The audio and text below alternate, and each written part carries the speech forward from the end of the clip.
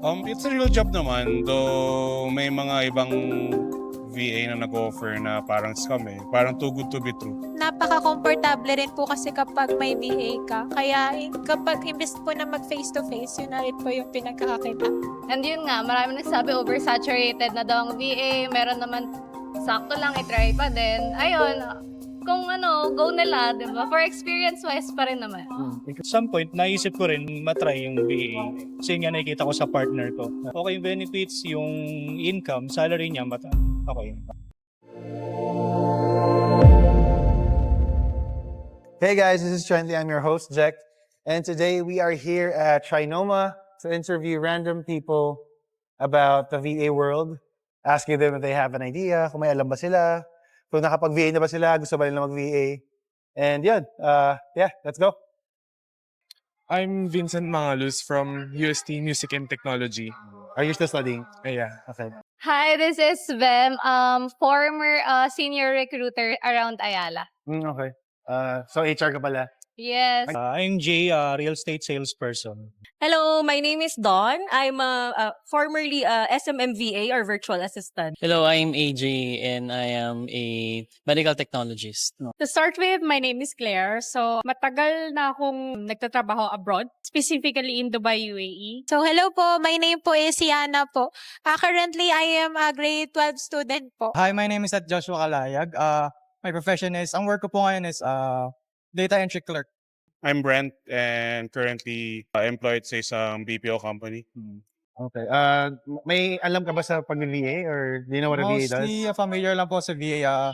Pag nakapasok ka sa VA, assistant, virtual assistant, may sarili kang client na siguro for ilang months ka-work with mo, tapos ayun, siya ikaw mag-assist sa kanya. Depende sa company kung ano ang ino-offer na services. Virtual assistant. It's basically an automated response most of the time. And on regards of queries kahit saan to. I'm not sure ng sobra kasi mas may knowledgeable naman sa akin. So, ayun. VA, I think yun yung mga work from home no? Actually, yung partner ko, she's a VA. Talaga VA. I've tried being a VA before pero hindi ako nagtagal sa industry na yun eh.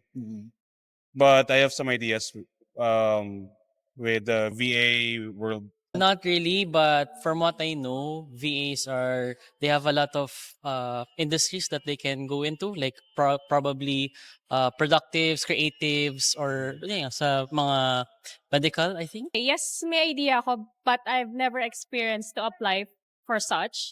So, I think with my knowledge, yung VA is not really far from working remotely, right? So, doon lang basically yung idea ko. And with the type of the company that I'm working with, it's somewhat like a VA as well. So because we have like multi-companies all around the world. So, yeah. Opo, mga virtual assistants po. Are you spending too much time on tasks that don't grow your business? Let us help you scale. Our talent pool connects you with pre-vetted, highly skilled virtual assistants ready to work in your time zone. From admin to creative to customer support, we've got the talent so you can focus on what matters most. Book a free consultation today. Now back to our video. Would you say it's a scam or parang it's a real job? It's a real job naman, though may mga ibang VA na nag-offer na parang scam eh. Parang too good to be true. Tsaka yung iba, like they would be posting yung mga too good to be true na offers sa Facebook, tapos they would be asking for like Telegram. Dara sabihin nila, do this and they will pay you something like this. Tapos yung babayaran nila parang sobrang laki. Like, ito din gagawin mo. Tapos parang papagawin ka na ng trabaho tapos kung mari babayaran ka pero pag nagawa mo wala na. No? Ganun. Yeah. It's a real job when it comes to money-wise. As long as may sahod yung taong behind the virtual assistants, I think it's a real job po. Not really. I think it's a real job naman. Kasi I've know some people naman working in the industry and I know that it pays well. At the same time, it's a good thing kasi siguro us in the healthcare, it's a different expansion din sa amin, sa like a medical field. And I know there are people na medical VA din ata. Yeah, madami. Diba? Madami. Meron din naman. I consider it real work naman. Depende naman din yan sa mga tao. Kung saan sila makaka-get by or kung saan sila mag-excel siguro. May mga friends ka ba kakilala nag-VA?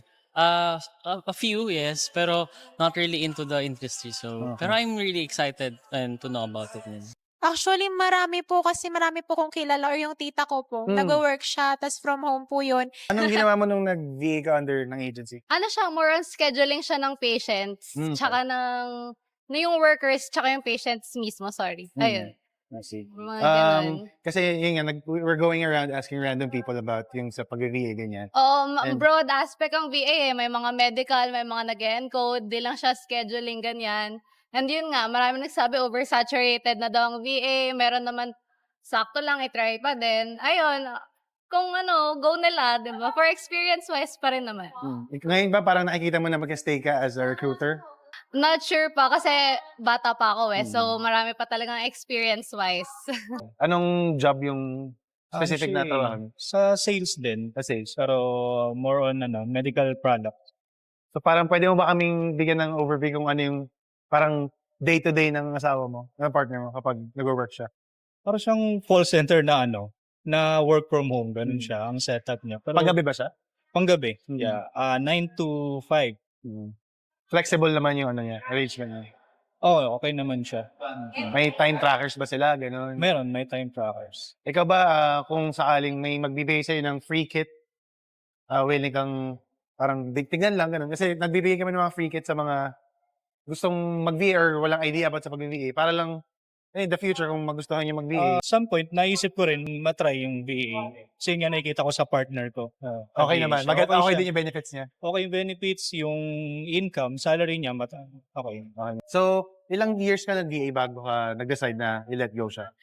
Siguro mga 4 or 5 years in total. O from the simula ng-pandemic? Actually, pre-pandemic. Sobrang sakto, sobrang timely rin kasi na I was already at home, tapos nagka-transition na kasi ako from corporate to work at home. Ano yung masasabi mo parang pinakamalaking difference from yung corporate job mo sa pagiging VA?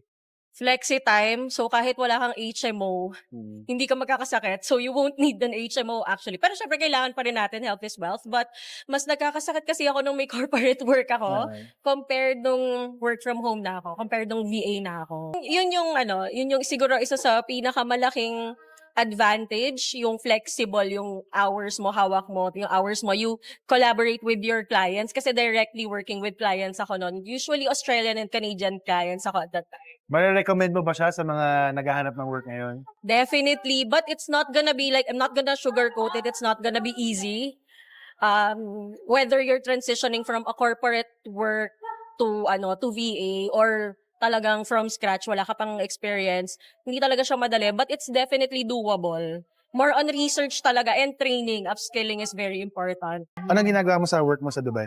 Actually, I am an accountant secretary, more of reporting directly with our chief of finance. But our chief of finance is located in our USA headquarters. Okay. Ano bang course mo nakukunin ko sa ALI? Sa nursing po. Nursing Nursing po. So wala ka ba plans mag-VA in the future or mag-VA na medyo nasa medical field, gano'n? Pwede rin po. Pwede naman. Pwede rin. Thank you guys for watching. This has been Trentley. And if you like the video, leave a like, drop a comment, and subscribe to our YouTube channel or TikTok and follow us on Instagram. We'll see you in the next one. Peace.